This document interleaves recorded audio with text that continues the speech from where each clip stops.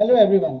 Today I will tell you that how you will create more than one channel on same Gmail ID. What you have to do, first of all, you will go to the youtube.com and then you will write down the channel name which you want to create so that whether you will check that it is available or not. So youtube.com/the twins academy 2030. So let's see whether this name is available or not. So this name is available because this page is showing that this page is not available. So now what we will do, we will go to the YouTube studio. Then in the YouTube studio, move towards the setting. Then in the setting, go to the channel.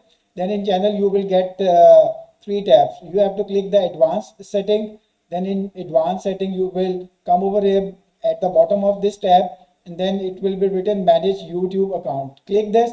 So a new page will be open, and then what we will do, it is written that add or manage channel. So click this, and then a new page will open. The name which we have written is the Twins Academy 2023. So what we will do, you have to click this create channel. So I will click this create channel tab, and then I will write down the name of the channel, and after that the handle is also available. So create channel, and let's see what is the magic you will get over here. With the same Gmail ID you will get the new channel. So the Twins Academy 2023. So this is the new channel which has been created. Thank you very much. Stay tuned for more updates.